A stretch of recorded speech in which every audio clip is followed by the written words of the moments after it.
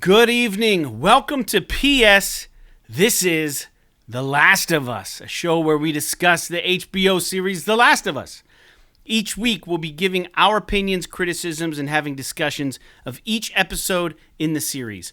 We'll also be discussing the PlayStation award-winning game of the same title and weighing them against one another. This show will be available each Monday night on our YouTube channel. We'll be spoiling the game in these conversations, and we're going to be having some conversations with the understanding that you, the viewer, have watched the episode we're about to talk about. So for those just stopping by, my name is Fred Oakman, and that is Jake Peters over there. And we also host a weekly PlayStation podcast titled PS This Is Awesome, a PlayStation podcast. We've been going strong for many years on that one, so if you're interested in weekly PlayStation discussions or interested in viewing more content like this video, just subscribe to this channel and we'll do the rest of the heavy lifting for you.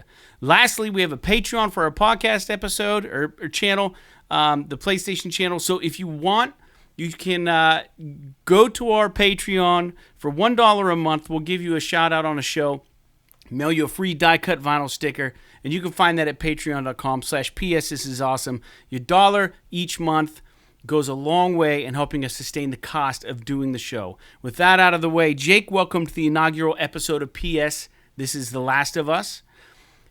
I don't think it's necessary for us to do a deep dive into the history of The Last of Us video game. It's been out since 2013, and honestly, at the time of recording this, it's perceived as a classic amongst gamers.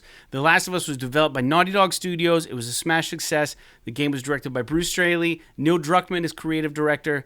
And then seeing Neil at the helm of the writing process for the television series definitely gave a lot of confidence in what was going to be a fairly good adaptation of the game. Now, Neil ultimately put trust in Craig Mazin as the director of The Last of Us HBO series after spending a lot of time on set, and he ultimately lent a lot of his expertise towards the tail end of filming, from what I understand, remotely, so he could keep things afloat over at Naughty Dog Studios.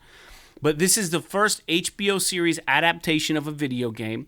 The show was filmed in Alberta, Canada, and said to be the largest television production in TV history to come out of Canada. The first episode aired January 15th, 2023. The budget per episode is rumored to be upwards of $10 to $15 million, exceeding the cost of episodes of acclaimed HBO series Game of Thrones. What I do think needs to be addressed, however, is the elephant in the room. Movie and TV series adaptations of video games have historically been underwhelming. We've had so many attempts and very few that actually have earned the good graces of gamers who are familiar with the source material. Sony's been making a recent push to get their properties in the wheelhouses of more than just gamers by injecting their game franchises into the world of film and TV as adaptations. And the most obvious example of this was the financially successful Uncharted movie, also a Naughty Dog title starring Tom Holland. And I say financial because while it wasn't a bad movie, it didn't leave a lot to be desired by the fans of the game. Now, Jake, when The Last of Us was announced as a TV adaptation, real quick, I want you to tell me what your initial gut reaction of this was. No, thank you. Exactly. Basically. I honestly, with the exception of a couple of things, there's been no... Actually, I would say without exception, there's been no good, great film or TV adaptations of video games. Right. Now, I understand that recently we've gotten things like Castlevania, and we've gotten the Cyberpunk Maybe we should TV say show, live action, right? And live action, because I do think in anime there are a lot of adaptations that people consider to be pretty good. Like even people, I think even like the Persona anime spin-offs, and I don't remember if it was a good movie or not, but I was a big fan of the Tekken anime movie back in the day. Mm-hmm.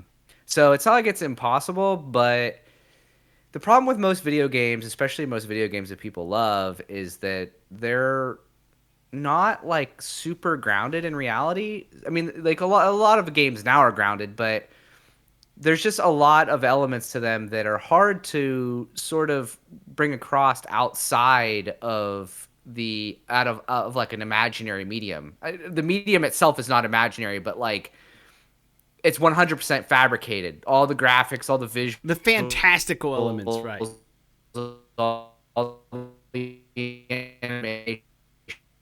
emotions, all that stuff is so it's hard to imagine how I guess if they're going to do something like The Last of Us or Uncharted makes sense because those are very grounded. But still, The Last of Us is considered one of the greatest narratives in video games ever, if not the greatest narrative in video games ever. And it's already so cinematic. A lot of your feelings with the game are not just with how the game is cinematically presented to you, but also how you are impacted whenever you are performing the acts in the game, like how visceral a lot of the combat is. And the first time that you kill somebody by smashing their face in with a brick is an experience that no one ever experienced in video games before. Right. There's just something the very visceral tactile, nature of it. Right. Something very very I don't know what the word is. It's just very grounded, as I think they would probably say. In a sense of reality in that regard. It feels bad to do to people. It's not like jump around, have fun, let's win, let's beat people, let's beat the enemy. Like the game is very serious in nature, and the story is like you mentioned the narrative and the mechanics of the game and the narrative and the way it just propels. And the pacing of the Last of Us game was really well made. And I would imagine that being a director of a video game and putting this together in such a manner that can keep somebody's attention in such a way and tell such a riveting story, it should be able to be done on television, right? You would think, like, it can be done. It should be able to be done. I would think. I don't know. Yeah, I think that what most of these adaptations fail to realize, though, is that the interactive nature of video games is at least half of the experience, if not more. And you can't make a TV show or a movie interactive. It's impossible. Right. Like, I don't feel like part of why I'm so affected by the story of The Last of Us is because I have a hand in what is going on. Right. I know that it was pre-written. I know that it's linear. You have some agency. You feel like you have agency over what is happening. And I don't know. I think that it's. I guess we could just wrap it up by saying that, like, it's not an easy thing to do. Right. And it's failed. It hasn't been done well very often. It's been mostly a failure. Right. So. Go ahead. Yeah. So before we get into the actual episode, this is the maiden voyage of the podcast. Right now, based on what we've seen, I just want to go over some of the actors and actresses real quick that were cast. General opinions real quick. I'll name them. Pedro Pascal as Joel. I think he's doing a great job so far based on this first episode. I like it. Jake, think Pedro's a fine casting so far? The party seems fine. Yeah. Okay. Bella Ramsey as Ellie. I hear she's getting a lot of flack for her role. I think that she's capturing some of the wittiness that Ellie has in the video games. There's a part in this show where she mentions something about the radio and is dicking around with Joel towards the end of the first episode, and it was spot on, Ellie. I think when she's getting kind of angry and like. There's something about her that seems a little too angry to me right now, but that's just my personal opinion. And then there's a part where Joel's like beating the shit out of that guard outside, or Pedro is or whatever, and like it's almost like she's enjoying watching that. And I was like, man, in the video game, she's like, holy shit, Joel, or what the fuck, Joel? Like she's always like, what do you do? Like chill out, man. That was usually her response. In the TV series, it seems to be that the way that she was directed was to kind of like enjoy it or kind of like be like, oh yeah, fuck yeah. Any opinions on that? Well, first, because I didn't know you were going to talk about the episode. Well, we're going to get to the episode, but we're going over the character. Sure, go ahead. You never said that this was going to be a spoiler-laden podcast. Oh, it's spoiler for sure. You shouldn't be listening to this if you don't want any kind of spoilers whatsoever. Oh yeah. It's spoiler. I said that at the beginning. I said we're going to be talking about things with the impression that you've already watched the episode. So, yeah. As far as Bella Ramsey goes, Uh, I think that so far she's fine. And this is going to be the problem with the TV show, or not a problem. But Right. if there is going to be a problem, it's not going to be the visuals. It's not going to be the way that the story is told, because I have faith that with Neil being involved, he is going to make sure that the story is not written in a horrible fashion. I mean, they could just literally copy beat for beat the fucking game and it would be fine as a Sure. TV show. But what's going to make this a success or not a success with fans of the game are the performances of the actors, because the performances of Troy Baker and Ashley Johnson, and the rest of the cast of the game are so fucking good Yeah. that it's hard to peel yourself away from that and be like, oh, well, this guy's Joel. You know what I mean? Or this girl is Ellie. Right. I will say, though, that I know that you had some thoughts about Bella Ramsey. I feel like so far, just kind of working into it, Oh yeah. it seems like she has a grasp of the Ellie character. And Pedro Pascal, I think it's going to take a few episodes to see how he grasps the character, because Joel doesn't develop as a character really until like halfway through the game. Right. I mean, he's basically a stone wall for the first fucking half, other than the first 5 minutes of the game. He's basically a stone wall for the first half of the game.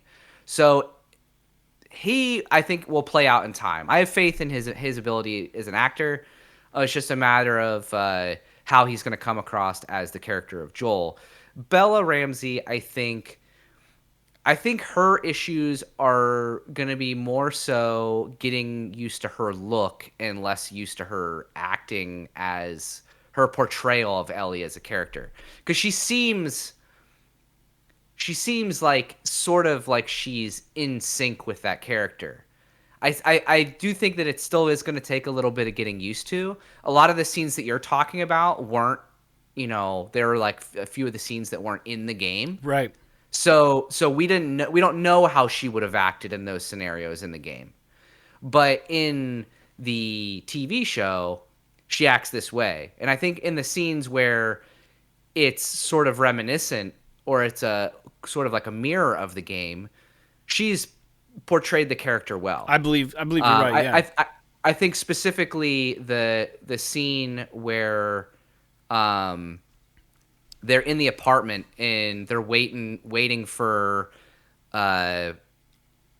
Tess to come back, and that scene where Joel's sleeping on the couch Yeah. and she's like looking out the window or whatever. Like, that scene is very, very much like the game. Sure. So I don't really have too much of an issue with her portrayal so far. Yeah, nor do I. I'm just curious to see what direction they take her character. If they really make her out to be kind of bloodthirsty, like she kind of enjoys like the violent side of things. She carries a switchblade with her already, and like it just seems like maybe she's a little more developed than the Ellie that we knew from game one. Gabriel Luna is Tommy, Joel's brother. I think he's doing fine. No qualms with him yet. I mean, like he really doesn't make much of an appearance in the show, and he's not really in the game for very long either, to be honest. And he's more in The Last of Us Part 2. So, yeah, I think he's fine. Jake, did you agree that Tommy's all right so far? I do find it interesting, just from an aesthetic or like an aesthetic sort of choice, that Pedro Pascal as Joel, Pedro Pascal as a person, is Hispanic. And so they chose a Hispanic actor to also play his brother. Right. Which makes sense from a visual perspective, but their last name is Miller. So like it's all right. kind Yeah, of it could happen. yeah, no, I'm not saying that I don't have a problem with it. Yeah. I just find it interesting, like, just thinking about these things. Cuz I think that there's all kinds of room for creative license to be taken with things like actors race and stuff. Like Sarah's character in this, and I'm sure we'll probably get to her, is black. And so you can obviously see a world where Joel was either married to or partnered with a black woman, and their child was black, unlike Sarah in the game, who was very clearly a pasty white girl. So I have, I would say just generally, I don't have much of an issue with any of the actors that Yeah, they've nor do I. brought out. I do. So I anyway, continue. I was gonna say Anna Torv plays Tess. So far, Tess is fine to me. And then the last one I wanted to touch on was Merle Dandridge, and she plays Marlene, and she's actually Marlene in the game. She's the voice actress for Marlene in the game, and she was also pulled in to play Marlene in the series, which is actually really kind of cool. I mean, so Yeah. she looks just like how they made her in the game, and it's like 1-to-1 to me. It's like the same fucking person. It's awesome. It's really cool. Yeah, she's one of the characters where they actually have the ability to do that. Right. Whereas, like, obviously, Ashley Johnson is like in her 30s. She can't play a fucking 15-year-old girl or whatever. Whoever Ellie is. And you know, Troy Baker, while he is of the right age bracket, does not have the proper look to play Joel. Yeah. I don't. I don't know about David when we get there, but Yeah. I do think that the woman that plays Marlene, is that her name? Yeah, right? yeah, Marlene. Awesome so far. I mean, Yeah. she is a little bit older in the TV show than she is portrayed in the Because games. she's 10 years older than what she was when she was the person in the game. So Exactly, that makes sense. which is interesting, but it doesn't affect that character at all. Not is at what all. I'm saying. Age is irrelevant So- for her character. I mean, She as long could as be she's a not fucking. She elder. could be like a 60-year-old battle axe or She could something be. of a woman, and totally be the leader of the Fireflies. Yeah, right. Like it's not like that really matters. So yeah, I like her character so far. Very well, very well. And to piggyback on what you said, yeah, I could give two shits what ethnicity or race any of these actors are. As long as they do a good job portraying the character, I really don't care. It is interesting. But it has to like though. it has to make sense though, right? Like they can't just like random number generator pick a race and have every. I think it's you know what I done mean? with purpose, is what I'm saying. You know what I mean? I don't Yeah, think it was yeah. haphazardly just, oh yeah, we don't know anything about the source material. Let's just pick these actors and actresses and roll with it. Yeah. It was done with purpose. So let's move into the first episode. It just aired. The episode was titled "When You're Lost in the Darkness." It starts off as a throwback to the 60s, almost like a news channel interview with some biologists, scientists. It's kind of jovial at first. They're kind of joking with the scientist, the news anchor, or whatever. And suddenly the live audience gets swept up with a real sense of concern because the scientists are starting to make sense of how this could happen in real life. Like, how could, could the apocalypse happen, or could, this be a real threat to humankind? So let's talk about that real quick. This part wasn't in the game, and I thought it was a really clever way to plant the seed of possibility for the viewers, to create the suspension of disbelief that this entire series is going to be hinged on, right? Where this differs from the other apocalyptic movies or stories, we have no idea how they ended up there, right? This starts off and it's like, boom, they plant the seed, and like 40 years later, it starts happening, and then here we are. So it's like, oh, so the viewer isn't like, what's going on? Like, why are people making these weird? I don't understand. They go into like a good 5 to 10 minutes talking about the cordyceps and different fungi and how they infect people. I thought it was a great way to start the show. Not in the game, but they do explain a little bit the process in clips in the beginning of the Last of Us game. But I thought this was a very good and easy and smart way to bring non-gamers into this series to understand what this whole thing. You gotta have something that this entire universe is found on, right? Or else the whole thing has a hole in it. So I thought it was a clever way to do it. Jake?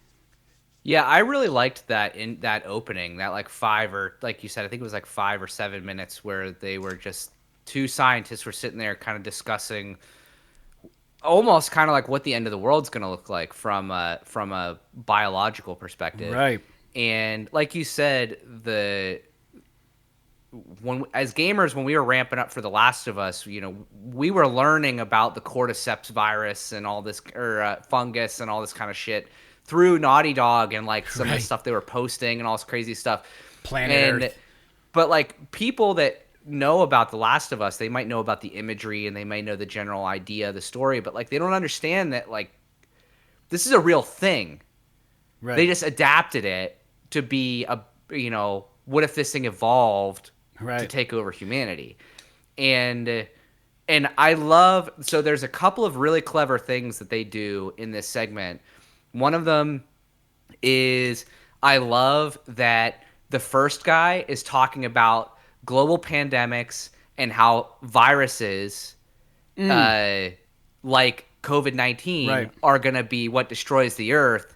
And the other guy is like, that shit's child's play. Watch out for funguses. Yeah, right. And people so are like, like, "Aha, yeah, it's cool whatever." because it's like this weird juxtaposition because, we just went through the whole COVID thing and like how everybody's like now worried about how pandemics, like viral pandemics are going to be a problem. And then this other guy is just like, I don't lose fucking any sleep about funguses or about viruses. Right. It's funguses that I have to worry Right, about. 'cause there's He's no like, cure for this. viruses. He's like, viruses, you might lose millions. You might even lose, a billion people to a virus, but we always overcome them. Mm-hmm. But funguses, there's no way to defeat them. Right. They're always going to win. So if it adapts, and the only reason it hasn't adapted is because it hasn't had a reason to. And the last interesting thing that he says is he makes a subtle jab about how would this happen? Well, what if the temperature of the planet were to rise a couple of degrees? Right. So he's talking about global warming, which wasn't really a thing in the 60s. Sure. And now it's like, oh, that's a thing now. Right. And so it plants this whole thing. The seed of doubt, right? It Like, grounds maybe we're it not grounds safe. it all. Is what I'm saying. Yeah. It grounds it all into a believable kind of thing. Now, obviously, am I sitting here and saying that tomorrow we're gonna have to worry about turning into zombies? I don't think so. But they do a really good job of taking sort of a fantastical idea and just grounding it in reality. It's a really great introduction. Honestly, I'll be completely honest. The introduction was almost my favorite part of that first episode. Yeah. It was really Like cool. I just thought it was a really clever and interesting way for them to begin the series, because I'll be completely honest with you, from someone who's intimately familiar with the game, the first episode, like, nothing happens of this show. Like, almost nothing happens. They're like, who's this character? Who's this character? Who's that character? An hour and a half later, you've basically gotten through the first 20 minutes of the video game. Right. So, like, but anyway, continue. I think for anyone not familiar with the game, they would argue that a lot of shit just went down, and now they're roped in, right? Because I think it's interesting. Well, it introduces you to the world, right? How brutal the QZs are, how Fedra is like ruling with an iron fist, and they kind of do a good job of humanizing some of the Fedra agents, and even though they're like generally it's a kind of like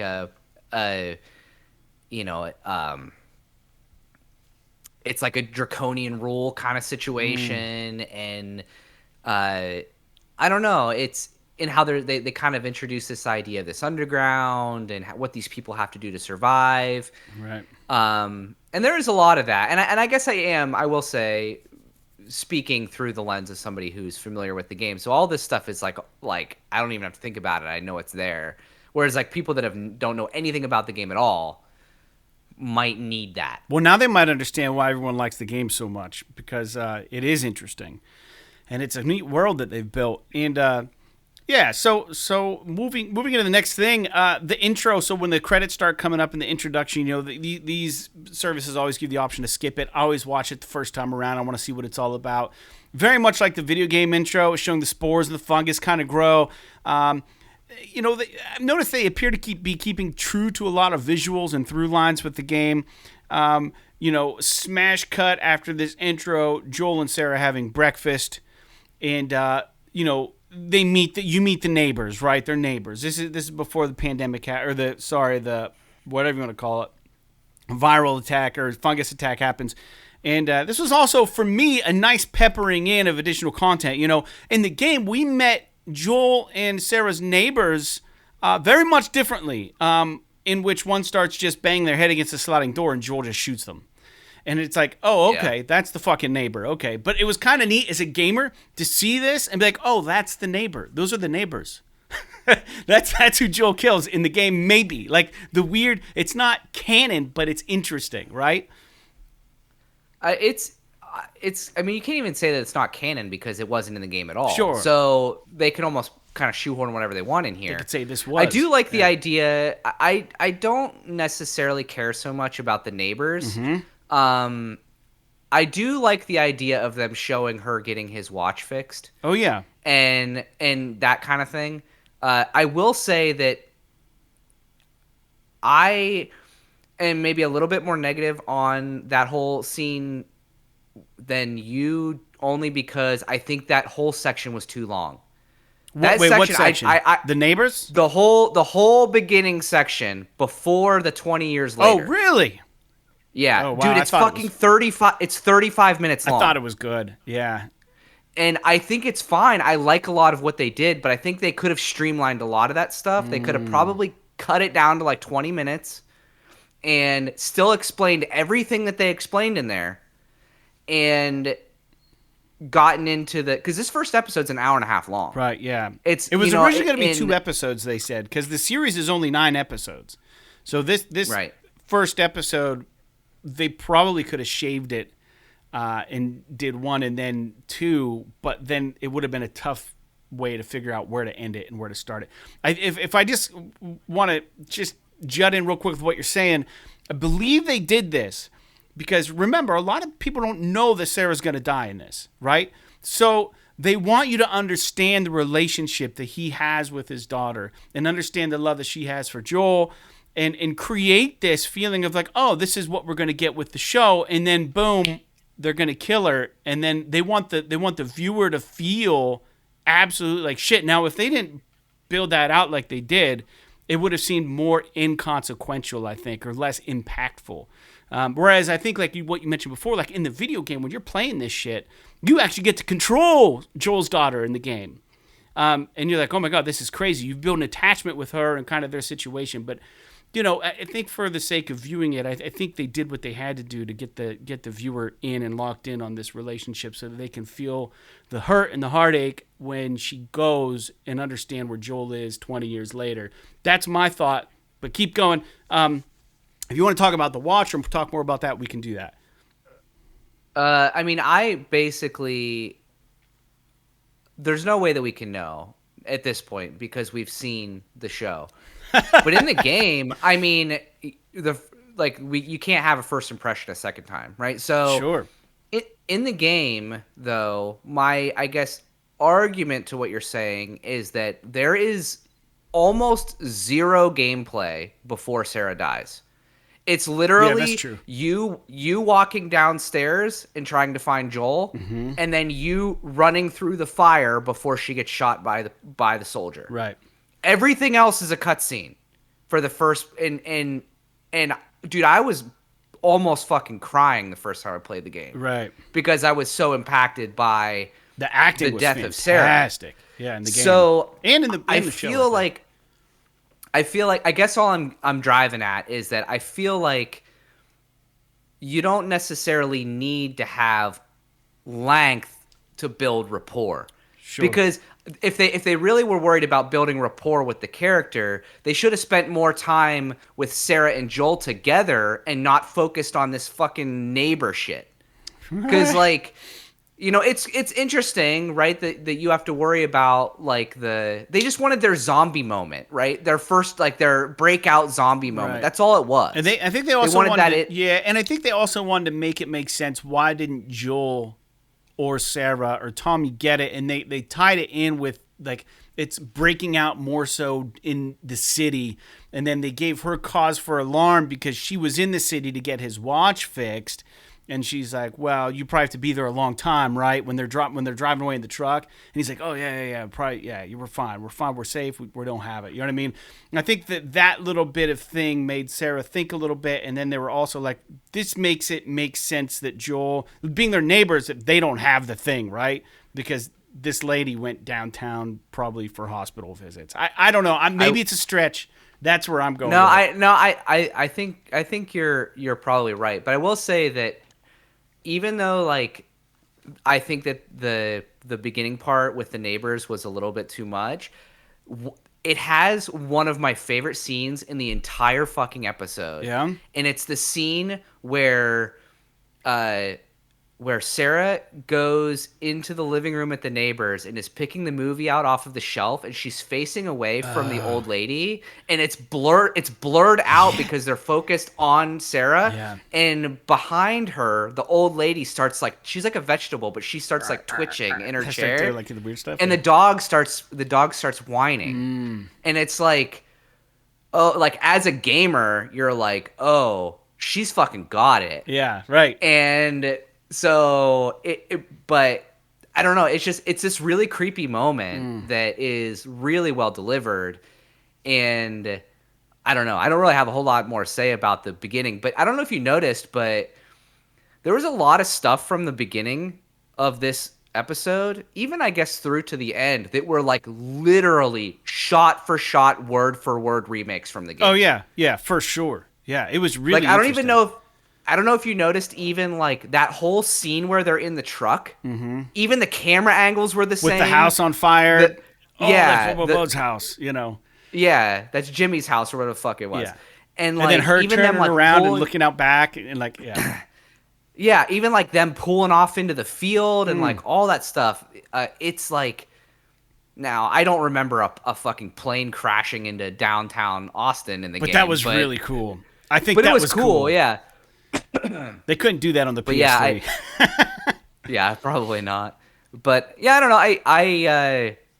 I will say that just to kind of end it though, I don't know. I wasn't bit quite as hard with Sarah's death in the TV show. Maybe it's because I knew it was coming, Yeah. and I kind of like I didn't feel the same level of juice by it, but again, I think that's more exposure than anything. I think so. You know it's for me. coming. Now my wife was watching it with me, and Sarah crawls into bed, and you know Joel's gonna go out and pick up Tommy from the jail, and she goes, "Well, that's the last he's ever gonna see her." And I'm like, No, he's gonna see her again. And she goes, "Yeah, but she's gonna be like Clicker or something." I said, No, it's worse than that. Like it's actually worse than her seeing, because I don't think Chelsea really remembered much of The Last of Us.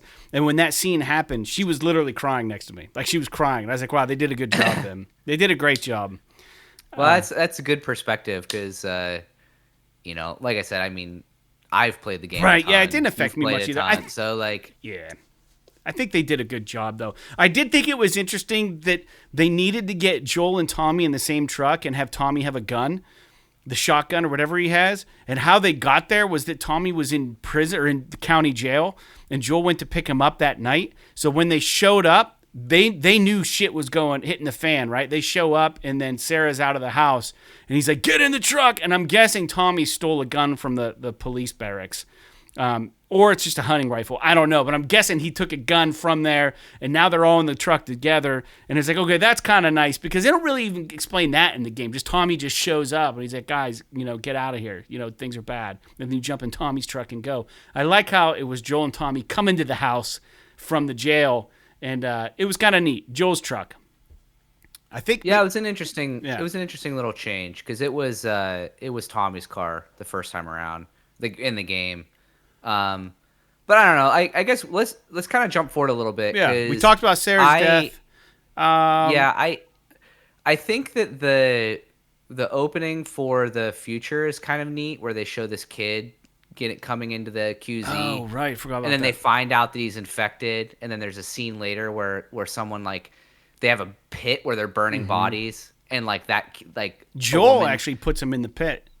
Yeah, a woman like sees that it's a kid and she can't do it, so Joel picks him up and throws him in the fire, and you realize it's the same kid because he tested from positive earlier for the virus. Yeah, and I mean that tells everybody who doesn't know anything about the way that the virus works in the world, but because she's like, "Oh, I'm going to give you some medicine to make you feel better, and then we'll get you whatever you like to eat," or whatever the fuck she says, and you assume that it's like a euthanasia or something that's going on. Yeah. And it's pretty intense. But I will say, as far as like, so I would say the rest of the episode up until like the last 15 minutes is all just them kind of running around. You meet Tess, and I think Tess's character is cool. I like how they decided to handle um the what's that guy's name that Bobby? steals their battery? Is it Robert? Robert, yeah. How they deal with the Robert situation instead of making Joel go out there and fucking kill them all like you do in the game. Right. And it was guns. It was guns in the game, but this time it's a car battery. And Joel wants the battery so he can get it to get a car started to go out and try to find his brother who hasn't been answering some sort of call from a watchtower, right? Which is weird. Well, that was a deviation from the games that I found kind of interesting, is that they gave Joel an incentive to leave the QZ before Ellie even shows up. Right. Which to me I don't think is really necessary. But maybe they were worried that the listeners would be like, well, what the fuck happened to Tommy? Right. You know what I mean? Right. And, like in the game, they just write him off until you meet him again. And you learn in the game, this is a spoiler for people who listen to the game, this may surface in the show, but that Joel and Tommy, prior to this point, ran together. And they actually had a bit of a falling out. He doesn't really talk much about his brother. Things surface where it just seems like they're like, they know each other still exists, but they don't really talk. But in the TV series, Joel is actively trying to make contact with Tommy, which I think is interesting because he's worried about him. So it's definitely a different shift there in the dynamic. So I'm curious to see what they do with that, but I don't know. I do. There are some. So this whole kind of section of the show is basically just like life in the QZ and fucking, we got to be smugglers to get by, and everybody's working for ration cards and all of this stuff. And I thought all of that was done really well, but I thought like the best parts of it were, oddly enough, the stuff with the Fireflies, where they're kind of showing the sort of Marlene and her sort of coming across Ellie and them kind of testing Ellie to make sure she's not going to turn, because this is right after she gets She keeps saying her name's Veronica. For a couple weeks. Yeah, she keeps lying and saying her name's Veronica, and then Marlene admits that she's the one that put her in the Fedra Academy when she was a kid, and then she mentions Riley, which is really interesting. But she never brought up Ellie's mother. She never did bring up Ellie's mother, which is interesting because it's supposedly they were friends or something, according to the game anyway. Yeah. But maybe that comes up later. I don't know. But I do like the whole scene where they're bombing all these fucking Fedra places in the city, and they're at this apparently like command center for the Fireflies, and the one woman there is like, Marlene, I'm not following your orders. Like, what the fuck is all of this even for? Right. And then she like explains it, and it kind of brings some context in a tasteful manner to what the Fireflies are doing that I think, I'm not going to say the games did worse. I think the games do a fine job, but in the games, the Fireflies very much seem like terrorists. And even in the show, they seem like terrorists, but at least in the show, they seem like terrorists with like a really important purpose. And they all terrorists think they have a purpose. Yeah. But I think one of my other favorite scenes from this episode is that part where Tess is trying to get information about Robert, and Joel is like standing in the background paying attention, and a guy walks up to him and asks him if he's lost. Yeah. And Joel says, if you tell me to find the light, I'll break your fucking jaw. Yeah, that's such a good line. He like walks away. And I also it's like so that awesome. and they also, without having Joel show an excessive use of force in this part of the story, Tess straight up tells Joel, listen, Robert's scared to death of you. So don't go over there acting how you act, because he's going to run. We're never going to find him. We're never going to get the battery. So Joel, apparently, they make you know that he has a reputation without showing you why he has that reputation. And him just telling that dude, yeah, I'll break your fucking jaw. It's like, oh yeah, you don't mess with Joel. Like, he's just the dude that you don't mess with, right? And he's a no bullshit kind of guy now, right? He's not like the loving father that we knew, 40 minutes earlier in the show. So, but it is interesting, that part where you're introduced to Tess and she's captive of Robert, and he wants to let her go, but he's afraid to because he's afraid that Joel's gonna come after him. Right. And she's like, no, don't worry about it. I'll tell him it was, somebody else. And she ends up, telling him it was him. Yeah. And then, what did you think about the whole part where they go to get, so they kind of mince the whole thing where they go to get Robert in the game. Yeah. You like go through this whole area where there's all these spores and shit, and you have to like put your mask on and everything. In the show, you don't have to do that. It's like 2 seconds. You see like an infected, like plastered to a wall covered in mushrooms. Yeah. And you're like, okay, well, I guess they had to show kind of something in the first episode. But then she comes out into like Robert's hideout apparently, and they're all dead already.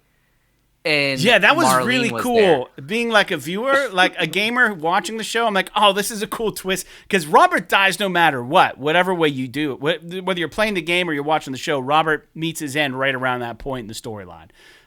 Yeah. In the game, I believe Tess shoots him and kills him. After they try to get some info from him, they say, the weapons went to the Fireflies.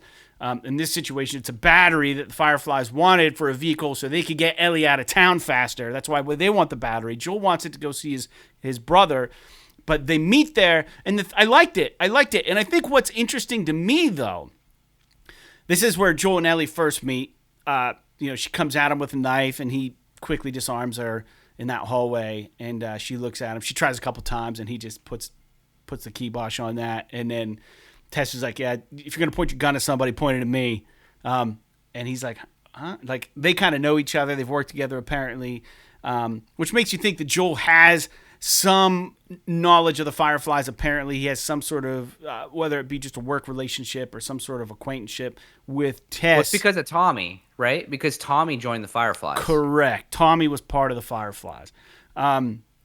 So it's just interesting because Marlene just essentially goes, I can't get out of here. She was shot or something, right? She was shot. I can't get out of here with no battery. The battery's dead. I was going to use a car. We can't get out of here. Joel, you know how to get outside the walls. You and Marlene, sorry, yeah. And you and Tess know how to get out. I need you to do this thing for me.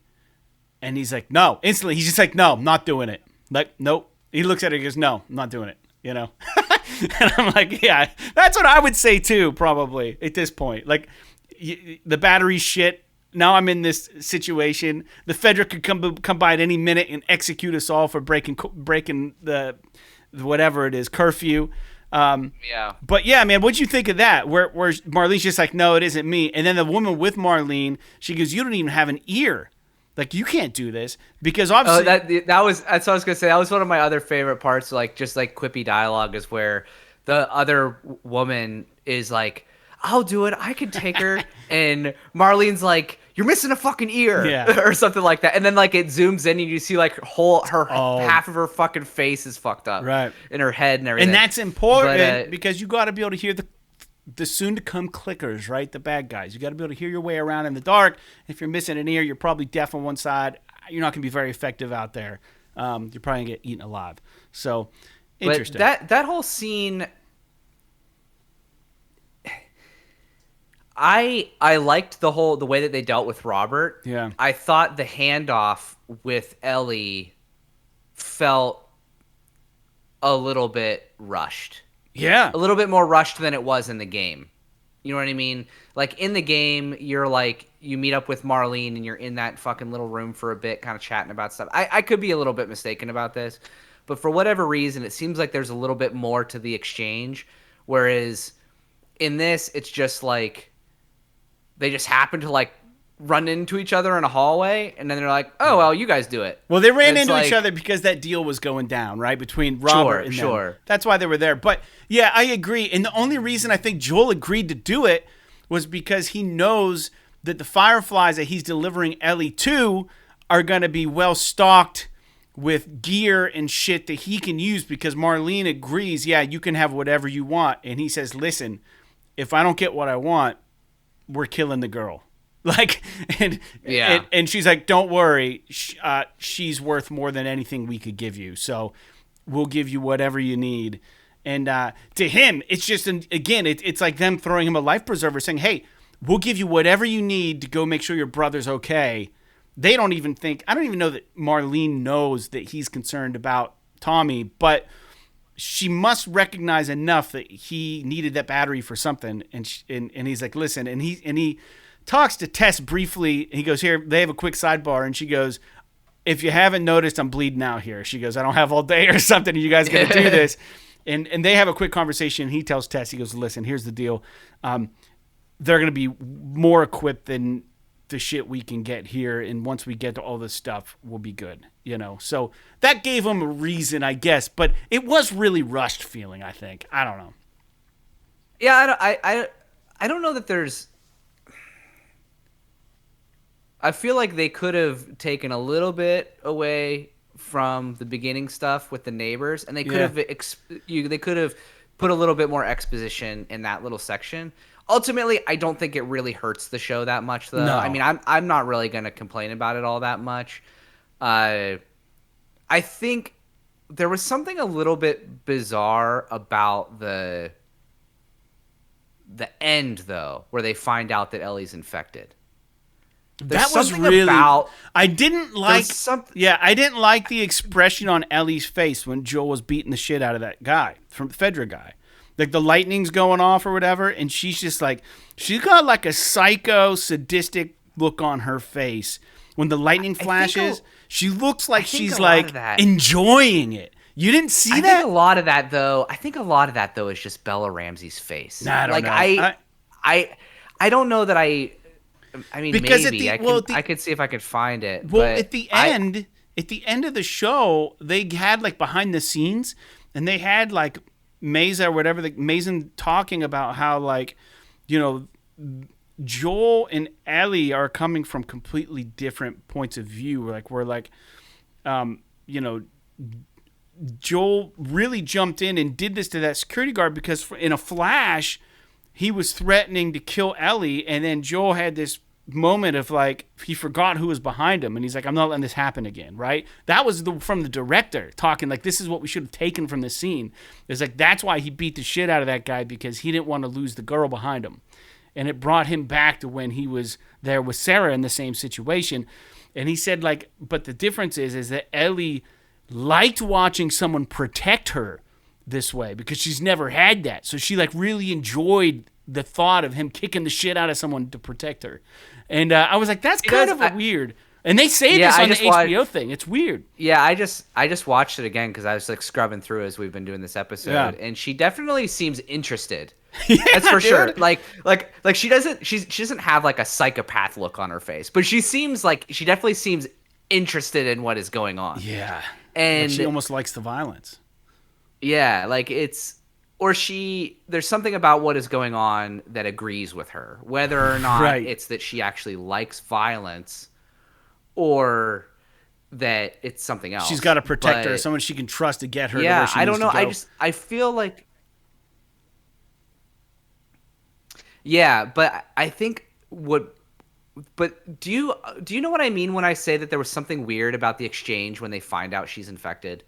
I don't know what it was. It was just like, they're like, get away from me, and she's like, and they're just like, okay, let's go. And it's like, I don't remember how it played out in the game. I need to look it up because I feel like you don't see the thing that instead of doing it on their forehead, they do it in their ear. When the guy does that to her, you just hear the sound beeping, but you don't know what the result is because, you know, which I don't understand why they would show you the result of the kid in the beginning of the episode when it showed flashed red. Then, you know, red means bad, means you have it. When they did this to Ellie, I don't remember seeing the result of that scan, just the reaction of the officer, the Fedra guy, and being like, okay, we got a problem, And Joel being like, you don't gotta do this. What happens is that Tess picks it up and shows the camera that it's red. Oh, okay. And that's when they're like, she's like, she's infected, and then she's like, no, it's fine. I'm good. It's been 3 weeks. Yeah, and yeah, and then they're just like, okay, let's get out of here. And I'm like, well, because they just killed that right. guy, I think, and they're worried. You know what I mean? Well, yeah, I get it. I'm not saying that they could have done anything differently. Yeah. I'm just saying that something felt weird about the scene that I didn't get when I played the game the first time. A little more disjointed, maybe. Yeah. Like it felt a little bit. The dialogue felt. I don't know that it's necessarily that the scene was rushed so much as that the dialogue felt clumsy. Like they were just talking over each other really fast, and then they just were like, okay, gotta go, and then they went. You know what I mean? But I don't know. I need to watch back that scene in the game and see how they did it there. Because at this point, the viewers who aren't familiar with the game had no idea that Ellie had been bit at this point, right? This is the first time that the viewer knows. Well, they do. I think they do. They imply it when she's in custody. But you don't know, with the right? Fireflies. So hopefully when they're running away in episode 2, they come back to this, and Ellie's like, no, listen, this is my mark. You get a good view of it. You see it a little better. They talk to her, and she explains it a little bit more. They have to revisit that, because if that's the only time that they talk about this, the bite and like her not reacting, then that's not great. But that's why I'm assuming they have her on a chain at the Firefly headquarters earlier in the episode, because just in case she does turn, right? Like they don't want, so... Yeah, I don't know, but that's a good point. It did seem a little rushed and weird, but not bad. Yeah, no. I think overall impression, Jake. I was really happy with this. It's got to be right now, as a standalone episode, the best video game adaptation of a movie or a film that I've seen live action. I think hands down for me. That's my opinion. Not disappointed at all with this. And obviously we're going to be coming back next week to talk about episode 2. But Jake, what's your overall impression? I want to see more of the character development happen. We haven't, only one episode in. We haven't had a lot of opportunity for that yet. So verdict's still a little bit out, but I trust in it. I think they've won me over as far as they got my vote of confidence. Yeah, I give you a lot of that. I am curious about I think the next episode, if I'm thinking about the video game, the next episode is going to be just fucking action-packed. Because remember, after this part in the game is where you fight the Fedra agents. Yeah, but let's not spoil big things. Okay. The game, because we don't want to say the game stuff, because we might have viewers who haven't played the game, so... Okay, yeah. So like in the game, there's a lot of like the next, I would say, couple hours or so of the game, pretty much until you get to the Bill stuff, which I can't imagine is going to be in the second episode. Right. That's probably going to be episode 3, I'm guessing. Yeah. It's all like... The chase ensues, man. I'm guessing that the next episode is where they're really going to introduce the bad guys. Yeah. And whether it's Fedra or it's hunters or fireflies or it's or just even like clickers and stuff, know? And so we'll have to see. But I did just to make the listeners kind of aware, I did just look up that part I was telling you about. Yeah. And where they find out that she's infected. Okay. And they do have there's like a little dialogue sequence where Tess talks with Ellie about well, what was the Fireflies' plan? Like, what were they going to do with you and all of this stuff? And maybe they're going to reserve that dialogue for the beginning of episode 2, but they sit and talk about that in the game, right? In the game, after they get out of the quarantine zone. That tunnel. Yeah. You know what I mean? Yeah. Anyways, yeah. I mean, overall, pretty good, pretty awesome. I'm excited about it, and I'm glad we're doing this. You feel good about the first episode here, Jake? Talking about it? So far, so good. All Yeah, right. I mean, I am excited to see the next episode. I am gonna be completely honest. I mean, I'm sure it's good for content, but I really don't like uh the Out with it. the fact that I have to wait a week Oh, yeah. between episodes. It's like it's an antiquated and annoying way to watch television. Yeah. But That's how they did Game actually, of Thrones. I think it's an HBO thing. yeah, it well they wanna make it line up with the TV, I guess, right? Yeah. You know, because that's why we have to wait till 9 o'clock to fucking watch it and all this shit. And I don't know. I could be wrong about the whole game thing. I think I kind of scrubbed through some shit, but Don't listen to Jake, don't people. listen to me at all. Just play the fucking game. Yeah, the game's really good. But, also watch this and come back next week with us to discuss episode 2 of The Last of Us with P.S. This is The Last of Us. So make sure you tune in on Sunday night to this TV show, and then join us Monday evenings. We discuss the previous night's episode, and don't forget to subscribe and like this channel, and join us for a next day discussion. So we'll see you next Monday. Thanks for tuning in, and until then, like The Last of Us, P.S. This is awesome. Awesome.